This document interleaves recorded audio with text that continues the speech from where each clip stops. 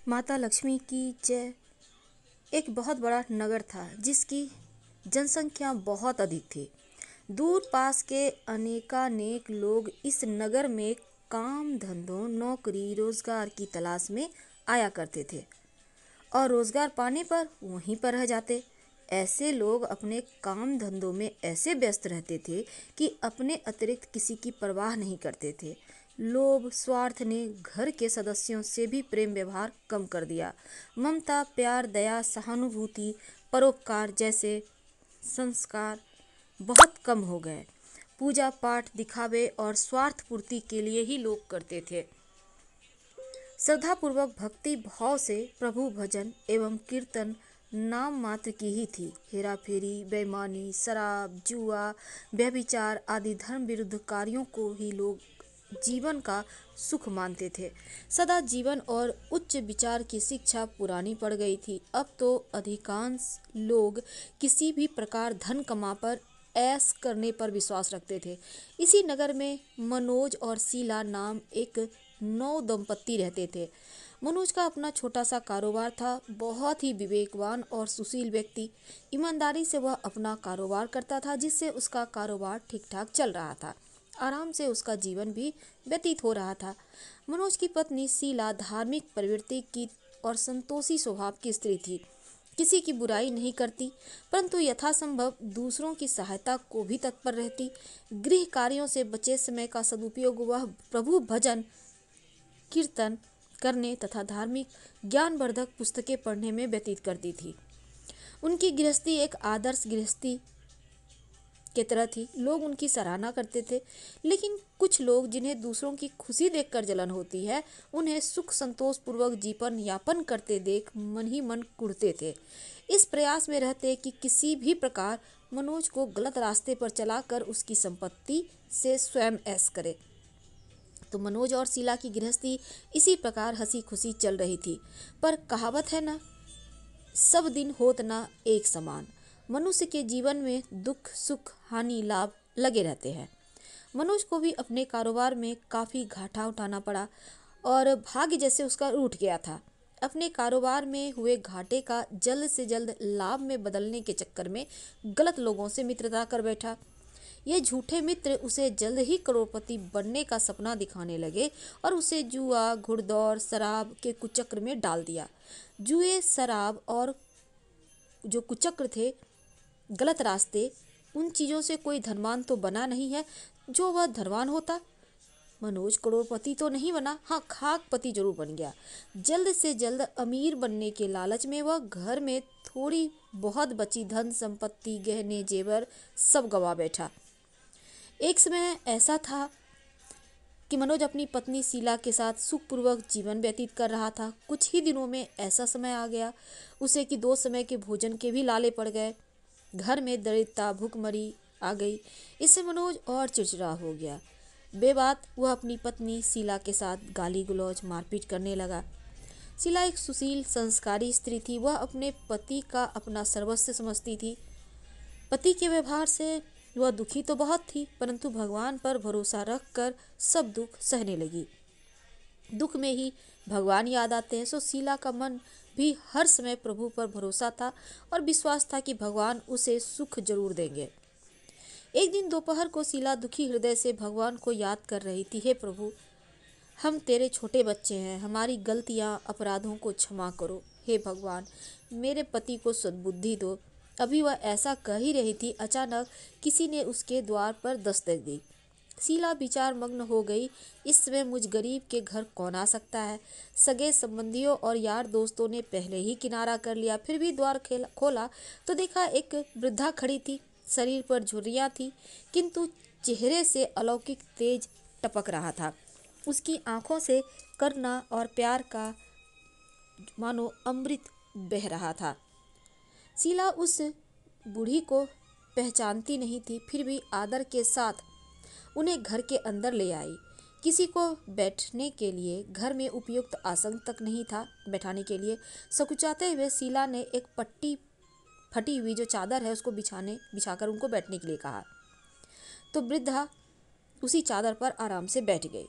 शीला के मन में कुछ शांति महसूस हुई। वृद्धा उनसे पूछा कि शीला, मुझे पहचानती हो या नहीं? शीला बोली, माँ जी, आपको देखते ही कुछ अपनत्व सा महसूस कर रही हूँ। ऐसा लगता है कि आप मेरे बहुत नज़दीक हो। आपको देखकर मेरा रोम रोम खिल उठा है, जैसा प्रायः विशेष परिचित व्यक्ति से मिलने पर होता है। किंतु मुझे कुछ याद नहीं पड़ता मैंने आपको कहाँ देखा था। वृद्धा ने अपनत्व दिखाते हुए कहा, क्यों इतनी जल्दी भूल गई? अभी कुछ दिन पहले ही तो तू लक्ष्मी जी के मंदिर में शुक्रवार को भजन कीर्तन में आती थी, तो मैं भी उसमें जाया करती हूँ। हर शुक्रवार को मैं तुमसे वहाँ मिलती थी। जब से शीला का मन पति जो गलत लोगों की संगत में बैठकर धन लुटाने लगा था, शीला बाहर निकलने में शर्म महसूस करती थी, इसलिए मंदिर जाना भी बंद कर दिया था। शीला ने याद करने की कोशिश की कि वह उस बुढ़िया माँ से कब मिली थी, परंतु याद ना आया। तभी वृद्धा बोली, बेटी, तू मंदिर में कितने मधुर भजन गाती थी। बहुत दिन से तू वहाँ नहीं आई। मैंने सोचा चलो चलकर देखती हूँ, कहीं तू बीमार तो नहीं हो गई। यह सोचकर मैं यहाँ चली आई। वृद्धा के ममत्व भरे वचनों को सुनकर शीला का हृदय भर आया। उसने अपनी रुलाई रोकने की कोशिश की, किंतु असफल रही और फूट फूट कर रोने लगी। यह देखकर बुढ़िया माँ उसके पास आई और सिर पर प्यार भरा हाथ फेरकर उसे ढांढस बंधाने लगी। वृद्धा बोली, बेटी, जीवन में सुख दुख आते ही रहते हैं।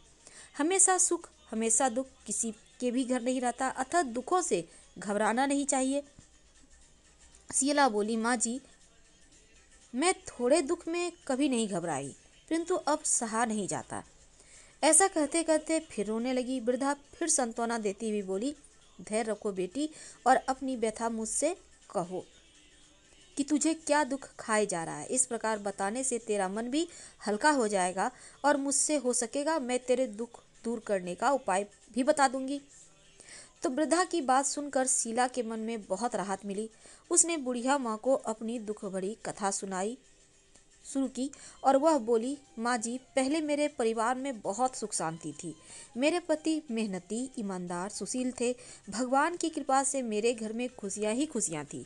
किसी भी कार्य में हमें कभी धन की कमी नहीं हुई महसूस। अचानक हमारे भाग्य ने पलटा खाया। मेरे पति को अपने कारोबार में घाटा हुआ। अधिक धन कमाने के चक्कर में बुरे लोगों की संगत में आ गए और वे जुआ, शराब, रेस आदि जो गलत रास्ते हैं उसमें फंस गए हैं। इस प्रकार उन्होंने अपना सब कुछ गवा दिया। आज हम बिल्कुल कंगाल हो गए हैं। अब तक जैसे तैसे घर की छोटी मोटी चीज़ें बेचकर गुजारा करते थे, अब तो घर की सब वस्तुएं भी समाप्त हो गई हैं। हम दर दर की ठोकरें खाने वाले भिखारी हो गए हैं। वृद्धा बोली, बेटी, कर्म की गति बड़ी न्यारी होती है। मनुष्य यदि अच्छे कर्म करे तो दुख नहीं उठाने पड़ते। कुछ पिछले जन्मों के कारण लाभ, हानि, सुख, दुख मनुष्य पर आते हैं। ऐसे में वह संयम से काम ले, भगवान पर भरोसा रखे तो शीघ्र ही उनके दुख दूर हो जाते हैं। बेटी, तेरे दिन भी अवश्य फिरेंगे। मैं तुझे उपाय बताती हूँ। तू भगवती महालक्ष्मी की भक्त है। वे तो स्वयं धन की देवी और प्रेम करुणा की अवतार हैं।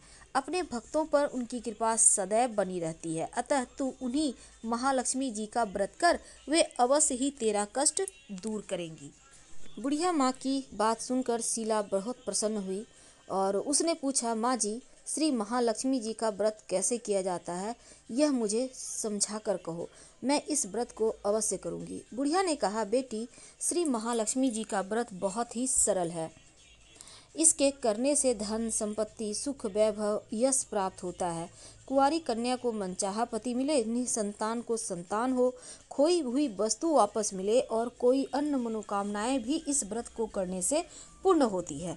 धन वैभव प्रदान करने के कारण ही देवी महालक्ष्मी को धन लक्ष्मी और वैभव लक्ष्मी भी कहा जाता है। शुक्रवार देवी का दिन होता है, इसलिए यह व्रत शुक्रवार को ही किया जाता है। व्रत करने वाले को सुबह स्नान वगैरह से निवृत्त होकर भगवान माँ महालक्ष्मी, जय वैभव लक्ष्मी माँ का निरंतर जाप करते रहना चाहिए। शाम अपने घर के एक कोने में चौका लगाकर साफ करके एक पटरा रखो, उसके ऊपर एक साफ कपड़ा बिछाकर उस पर थोड़े से चावल रखो। फिर एक लोटे में जल उन चावलों के ऊपर रखो। लोटे के ऊपर एक कटोरी रखो, उस कटोरी में सोने या चांदी का कोई आभूषण रखो। अगर कोई आभूषण ना हो तो 1 रुपया का सिक्का भी कटोरी में रख सकती है। इसके बाद एक घी का दिया और धूप बत्ती जलाकर रखो। एक बर्तन में थोड़ा मीठा प्रसाद के रूप में रखो और प्रसाद में बतासे या गुड़ भी रख सकते हैं। पटरे के ऊपर लोटे के पास सोने, चांदी या तांबे पर बना श्रीयंत्र भी रखो। यदि धातु का श्रीयंत्र घर में ना हो तो कागज पर छपे श्रीयंत्र को भी रखा जा सकता है। भगवती लक्ष्मी माँ को श्रीयंत्र अत्यधिक प्रिय है। पूजा करने और कथा कहने के लिए पटरे के पास पूर्व की ओर मुंह करके बैठो। सबसे पहले श्रीयंत्र को हाथ जोड़कर श्रद्धापूर्वक नमस्कार करो। फिर वैभव लक्ष्मी के ध्यान मंत्र को पढ़कर भगवती महालक्ष्मी की स्तुति करो।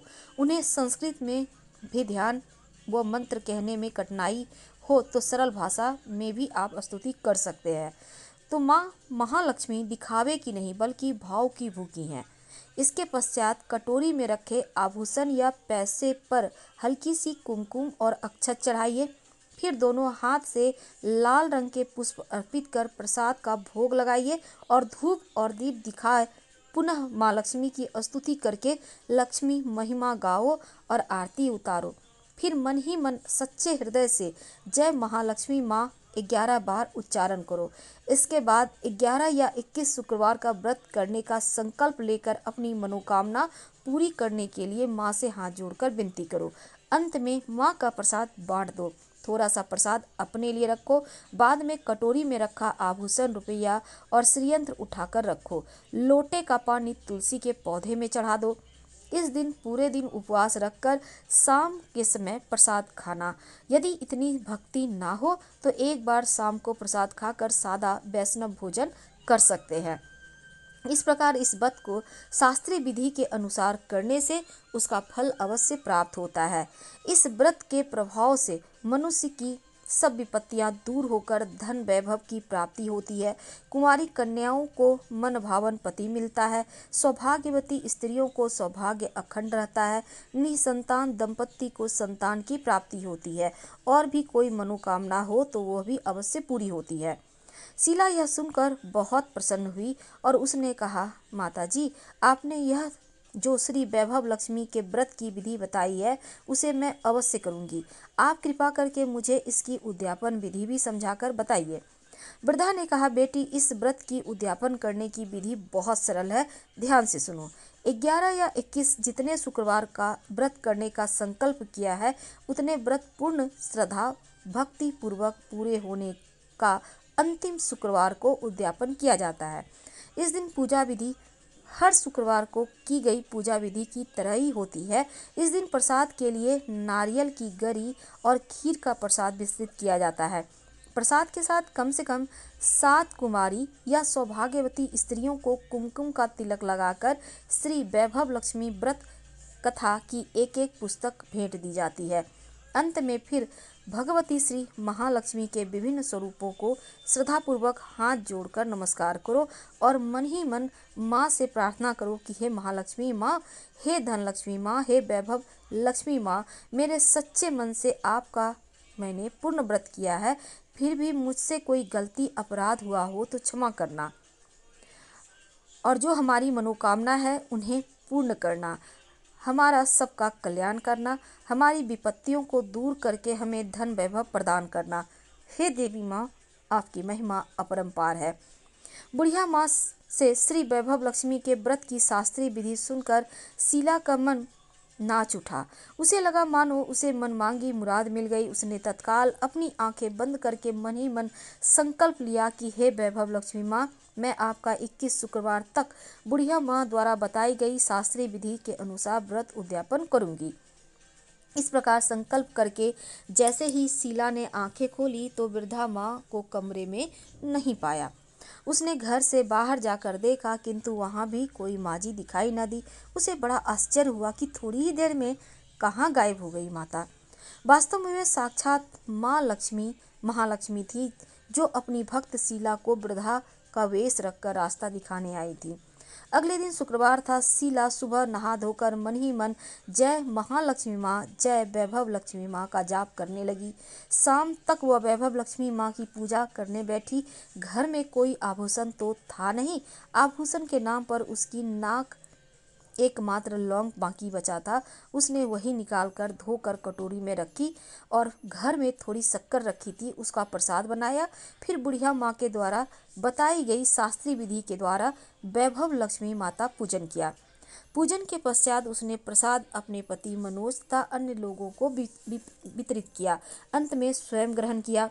श्री वैभव लक्ष्मी माँ का प्रसाद खाते ही मनोज के स्वभाव में परिवर्तन आने लगा। उसका चिड़चिड़ापन कम होने लगा। उसका मन कुटैबों से दूर होकर कारोबार जो पहले बिल्कुल ठप हो गया था फिर से जमने लगा। 21वें शुक्रवार को शीला ने बुढ़िया माँ द्वारा बताई शास्त्रीय विधि के अनुसार उद्यापन किया और 11 स्त्रियों को श्री वैभव लक्ष्मी व्रत की पुस्तक भेंट दी। फिर भगवती महालक्ष्मी के वैभव लक्ष्मी स्वरूप को मन ही मन प्रणाम कर प्रार्थना की, हे वैभव लक्ष्मी माँ, मैंने आपके व्रत की जो मनौती मांगी थी आज पूर्ण हुई। हे माँ, हमारे संकटों को दूर कर हमारा कल्याण करो। जाने अनजाने में यदि कोई हमसे अपराध हुआ है उसे क्षमा करना। हमें धन संपत्ति वैभव प्रदान करना। हमें सद्बुद्धि देना। हे माँ, आपकी महिमा अपरंपार है। आपकी सदा जय हो। इस प्रकार व्रत संपूर्ण होने के बाद कुछ ही दिनों में मनोज के कारोबार में अच्छा लाभ होने लगा। उसने शीला को उसके जेवर वापस दिला दिए। घर में पहले जैसी सुख शांति आ गई। श्री वैभव लक्ष्मी माँ के प्रताप को देखकर अन्य बहुत सी औरतों ने भी उनका विधि पूर्वक व्रत किया और मनभावन फल प्राप्त किया। हे महालक्ष्मी माँ, हे वैभव लक्ष्मी माँ, जैसे आपने शीला पर कृपा की वैसे ही अपने अन्य भक्तों पर भी कृपा करना, सबका कल्याण करना, उसको सुख शांति प्रदान करना। बोलो श्री वैभव लक्ष्मी माता की जय।